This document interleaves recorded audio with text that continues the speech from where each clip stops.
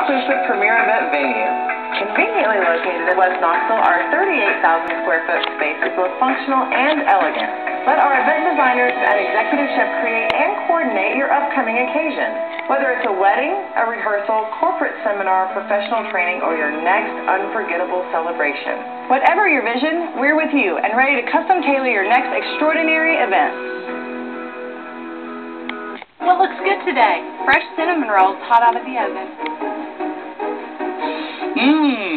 Reminds me of the leather interior in a brand new Camry.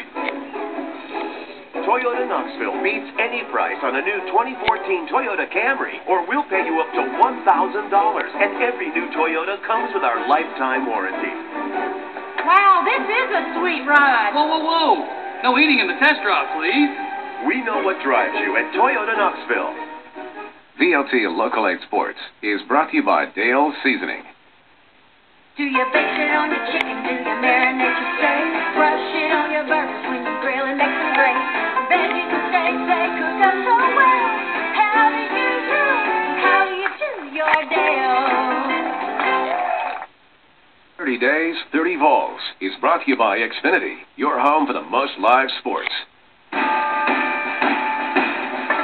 From your home of the Vol Network, Volunteer TV, and My VLT Sports, it's your 30 Days, 30 Vols. Vaughn Pearson, number 9. I'd like to give you a shout out. Thanks for all your support. And there's only 16 days left of football time in Tennessee. Go Vols. Expectations are high for new Vol wide receiver Vaughn Pearson. The junior college transfer showed flashes of brilliance and playmaking ability during spring practice. The four-star prospect should provide an immediate impact in the passing game, providing another weapon for Tennessee quarterbacks to throw to. Looking forward to seeing him in action. 16 days to go, Vol fans, and don't forget, you are cordially invited to Neyland Stadium for tomorrow night's open practice. Gates will open at 6. Drill set to begin around 6:50 p.m. Media day yesterday, and back to work today with newly appointed starting quarterback Justin Worley looking sharp in this morning's workout. Changes of note that we're seeing today. Freshman Jakob Johnson has been moved from defensive end to linebacker, and fellow freshman Nico Kramer switched from linebacker to tight end. Plenty of positions up for grabs. That includes nearly every starter on special teams, something Butch says he'll be watching closely tomorrow night at the stadium. Tomorrow night is critical for everyone, but particularly our specialists, and we're going to do some different things with the game-like atmosphere of creating some stressful situations to put them in, because we need to see who our kicker is going to be moving forward, and also our short snappers and our long snappers as well. So tomorrow night is a big-time evaluation tool for them. Again, while Worley said at QB, Butch says he's not sure who's going to be his place kicker. If the season started tomorrow, he says former West kicker George Bullock would get the nod. One guy you won't see tomorrow night is linebacker Kurt Majit, who's nursing an ankle injury. He'll stay out as a precaution. Admission and parking are free tomorrow night. Come on down. And again, that's tomorrow. Tonight, we want you to stick around for our second Tennessee Fall Preview. We'll be talking Tennessee football and basketball with our media partners from VolQuest.com.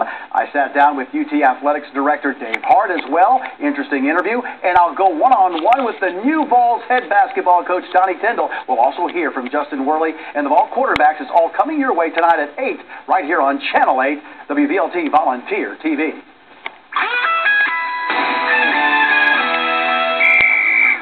Our countdown to kickoff series continues tonight with the defending Class 4A state champion Fulton Falcons.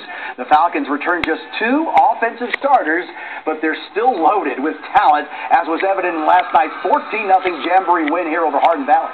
Players who racked up a lot of experience once games got out of hand are back this year, and they say that experience will help them out.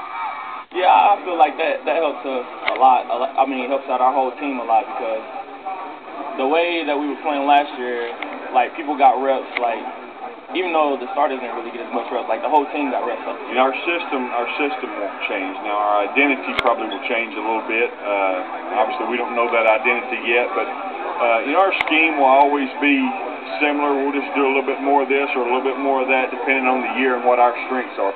They look good again, folks. The Falcons begin defense of their state title a week from tonight at home against Powell. And there's more Jamboree action across the region tonight with kickoff most places set for 7 o'clock. We'll have cameras at the KOC and Blount County Jamborees and have those highlights for you at 11 o'clock. Cutline day at the new Sentinel Open as the field narrows down for weekend play over there in Farragut. It was a picture-perfect day out at Fox Den Country Club. The good weather led to good scores, as you might imagine. Most golfers having a great day this afternoon. Martin Pillar leads at 10 under par, one of two guys at -10, with 6 other golfers within just a couple strokes of the lead. Several players still on the course at this moment, including the aforementioned Brandon Bunn. Hey, the golfers say the good scores come thanks to a good course. It's been a little soft. The greens are definitely soft, too. You can fire at the pins, and the golf course is in great shape. Greens are always good here, but you definitely got to shoot low to be in the hunt. I got off to a good start yesterday. Today was kind of a little bit of a struggle, and fought back for the last couple holes to at least give myself a chance for the weekend. The new Sentinel Open continues tomorrow and concludes with final round action on Sunday. A week after Tony Stewart struck and killed a driver at a track, NASCAR has added a rule telling drivers don't approach the track or cars after accidents. NASCAR says it will address violations of the rule on a case-by-case basis. And for the second straight Sunday since Kevin Ward's tragic death, Tony Stewart will not race in the Sprint Cup event. Veteran driver Jeff Burton will pilot the 14 this weekend at Michigan. Stewart Haas Racing says its driver is grieving, and it will be up to Stewart to decide when he's ready to get back in the car. It's been an emotional week for him. He's grieving, and anytime someone is lost, especially at a racetrack, it's tragic. It was a tragic accident, and he's dealing with quite a bit of grief. And there's been some speculation from those in the industry that Stewart may actually retire from racing, not just driving, but he's co-owner in Stewart Haas, and maybe even retire from that as well. Just a brutal situation that he was in. Yeah, some are telling him to step back, though, and think about it for a while. A lot going on in sports this weekend. Weather's going to cooperate. Weather looks great, especially tonight. Good. Beautiful day ahead. Thanks a lot for joining us. We appreciate it. You can get updates anytime you want on localaidnow.com. Hopefully we'll see you back here at 11. If not, have a great weekend.